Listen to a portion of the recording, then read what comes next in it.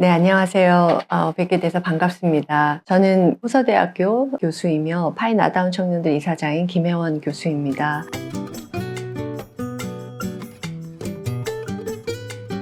오늘 여러분들을 만나게 된 것은 고립이나 은둔하고 있는 자녀로 고민하시고 또 힘들어하시는 부모님들 많으시잖아요. 그래서 제가 갖고 있는 경험과 또 제가 다 아는 건 아니지만 제가 좀 정리한 내용들을 통해서 도움을 드렸으면 좋겠다라는 차원에서 몇 번에 걸쳐서 그런 내용들을 좀 나눠보도록 하겠습니다. 아시는 분은 좀 아시겠지만 제가 운영하고 있는 기간은 10년 정도 됐고요. 그러다 보니까 굉장히 많은 청년들 또는 청소년들이 고립하고 은둔하고 있는 문제를 다뤄왔습니다. 그리고 그것에 대해서 너무나 고통스러워 하시는 가족들도 많이 만나왔고요. 그러다 보니까 좀 내용들이 정리되는 게 있고 이런 부분은 정말 좀 유의하실 필요가 있다. 그리고 이렇게 도와주시면 가정에서 좀 조금이라도 도움을 주실 수 있다 하는 내용들이 좀 모아졌습니다. 그래서 그 부분을 좀 나누고자 합니다. 그래서 도움이 되시기를 바랍니다.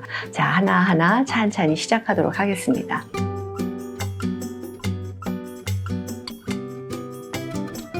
네, 첫 번째 꼭지부터 시작해 보도록 하겠습니다. 첫 번째는 상황을 좀 구체적이고 또한 객관적으로 확인해 보자입니다. 부모님의 입장에서라면 자녀의 상황이 될 거고요. 다른 형제, 자매 또는 가족, 어떤 경우는 할머니, 할아버지가 되실 수도 있고 아니면 고모, 삼촌, 이모가 되실 수도 있죠. 그렇게 넓게 가족의 상황에서 지금 이 어려움을 바라보실 수도 있고요. 아니면은 돕는 자, 즉 상담자나 실무자 입장에서는 내가 돕고자 하는 사람의 상황이 될 수도 있을 겁니다. 공통적으로 고립이나 은둔의 상황을 좀 구체적이고 또한 객관적으로 이해해보자입니다. 보다 가족에게 더 초점을 맞춰보도록 하겠습니다. 예를 들어 제가 현장에서 이런 분들을 많이 봬요. 제가 이제 질문을 드려요. 지금 자녀가 힘들다고 말씀을 하셨는데 자녀 상태가 이러면 안 된다. 너무 지금 아이 때문에 힘들다 말씀하시는데 어떤 상황인가요? 라고 질문을 드리면 그저 감정에 힘들다는 얘기만을 반복하시는 경우들이 있어요. 물론 당연히 너무 힘드셔서 그리고 너무나 절망스러워서 이제 그런 표현을 하시겠지만 제가 이제 좀 더 구체적으로 여쭤볼 때가 많이 있습니다. 예를 들어 하루에 밥은 몇 끼 먹나요? 내지는 잠은 좀 자는 것 같던가요? 아니면 외출은 전혀 안 하나요? 아니면 가끔씩은 하나요? 내지는 가족들하고 대화는 좀 하나요? 식탁에서 올라와서 같이 밥을 먹나요? 등등을 여쭤보면 많은 분들이 대답을 다 하실 수 있을 것 같은 질문을 드림에도 불구하고 글쎄요, 그런 부분 사실 눈여겨보지 않았는데요 라고 얘기하시는 부분들도 좀 있으십니다. 아니면 어떤 경우는 생각해 보려고 했는데 잘 모르겠어요 라고 하시는 분들도 좀 있습니다. 반면 오히려 더 궁금해 하시는 부분은 도대체 무슨 생각을 하고 사는지 모르겠다. 방 안에서 우리하고 얘기 안 하면서 어떤 감정인지 도대체 상상이 안 된다. 또는 앞으로 뭘 하고 싶은지 하고 싶은 것만 얘기하면 내가 다 도와줄 텐데 그런 얘기를 안 한다. 이런 얘기들을 하십니다. 즉 구분을 좀 해보면 앞에 부분 먹고 자고 외출하고 씻고 하는 부분들은 좀 눈에 보이는 부분들이죠. 반면에 무슨 생각을 하는지 무슨 감정을 가졌는지 앞으로 어떻게 살고 싶은지에 대한 바람을 갖는 건 내면적인 얘기입니다. 잘 눈에 띄지 않는 부분이죠. 즉 한마디로 조금만 관심을 갖는다면 앞에 부분은 좀 더 파악이 쉽고요. 뒤에 부분은 내면적인 부분은 파악하기가 좀 어렵습니다.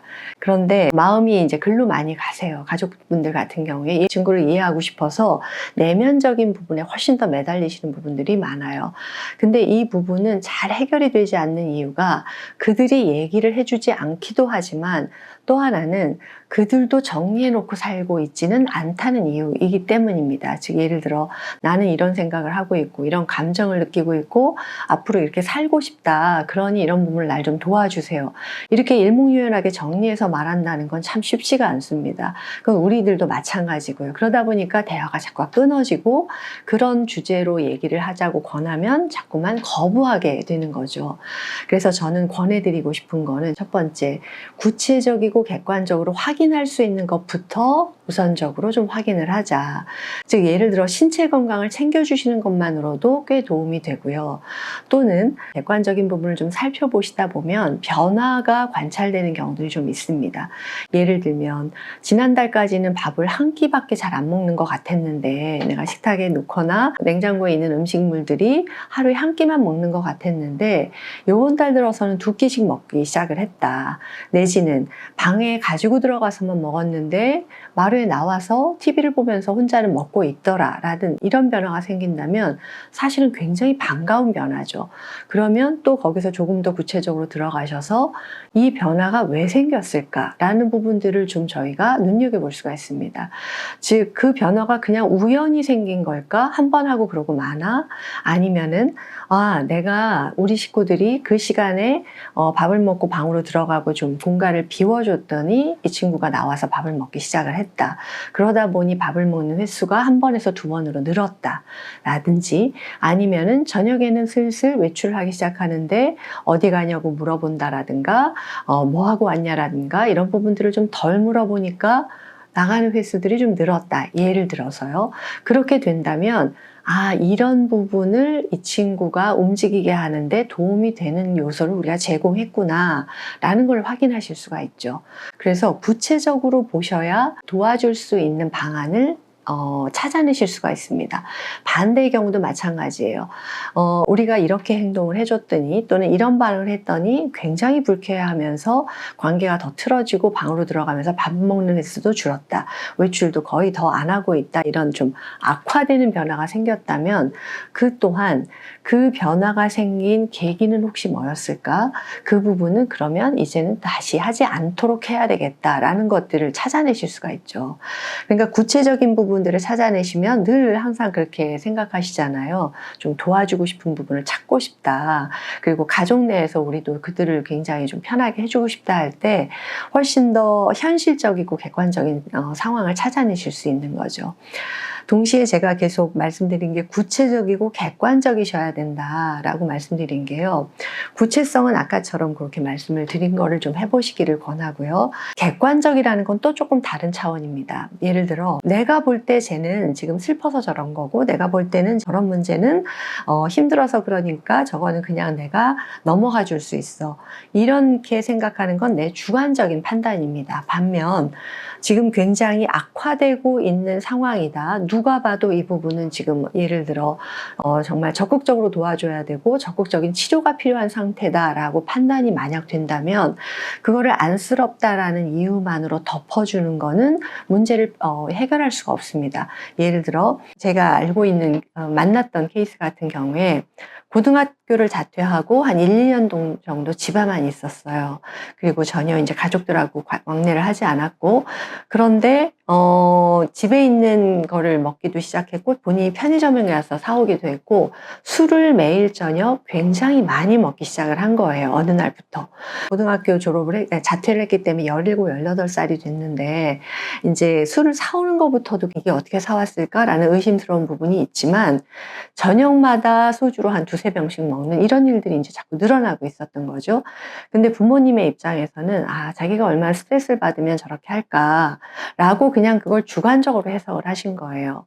반면 생각해 보시면 옆집에 있는 사람이 그 상황을 바라봤거나 아니면 상담자나 다른 어떤 객관적 도움을 줄 수 있는 분이 바라봤다면 지금 은둔고립이 문제라기보다는 음주가 늘어나면서 이거는 자칫 알코올 중독, 음주 문제가 생겨날 수 있다라고 그 부분을 그렇게 허용하지 않겠죠. 즉 집에 있는 술을 관리한다라든가 술을 사올 수 있는 방안이 무엇이었는지에 대해서 좀 더 확인을 해본다든가 이렇게 해서 문제에 접근을 하겠죠. 즉 얘기 드리는 거는 내가 그 상황을 객관적으로 인식하셔야 문제를 객관적으로 바라보실 수가 있고 이거는 그냥 두어도 되는 것인지 아니면 접근해야 되는 문제인지를 확인하실 수가 있다는 거죠. 그래서 항상 돕고자 하는 마음이 앞서셔서 정서적으로만 접근하신다기보다 구체적이면서 동시에 제3자의 눈처럼 객관적인 입장을 좀 가지시기를 먼저 권해드리고 싶습니다. 이걸 좀 하실 수 있으시다면 좀 기록을 해보시는 것도 좋아요. 한 몇 주라든가 한 달 정도, 두 달 정도 아주 치밀하게는 아니셔도 보이는 대로 확인하실 수 있는 만큼 적어보시면 추위가 좀 보일 때가 있습니다. 추위가 보이면 이럴 때는 점점 좋아지는구나. 이럴 때는 좀 더 나빠지는구나. 그럴 때 상황이 어떻게 바뀌었기 때문에 이런 걸까라는 상황을 만들어줄 수 있다면 너무나 좋은 솔루션이 되겠죠. 오늘은 고립은 둔 자녀와의 일상에서 유의할 점 중에서 첫 번째로 보다 상황을 구체적이고 객관적으로 인식하자라는 내용을 좀 전달해 드렸습니다. 가정에서 자녀의 상태에 대해 너무 답답하시고 또 그들의 마음과 생각을 좀 구체적으로 알고 싶어 하시는 마음은 충분히 이해가 됩니다. 하지만 생각과 감정을 안다라는 건 쉬운 일이 아니고요. 또한 그들에게 물어본다 하더라도 그들도 참 대답하기가 어려운 부분입니다. 그래서 그 부분을 모른다, 또 너무나 소통이 안 된다라고 답답하시기 이전에 그냥 눈에 보이는 부분부터 좀 구체적으로 확인하시기를 권해드립니다. 그런 것들은 식사일 수도 있고 외출 또는 중요한 수면 패턴이라든가 이런 것들을 자녀에게 꼭 묻지 않아도 보실 수 있는 만큼, 관찰하실 수 있는 만큼 관찰하셔서 변화의 추이를 살피시는 것, 이 부분도 굉장히 중요합니다. 오늘 드린 말씀이 도움이 되셨으면 좋겠습니다. 감사합니다.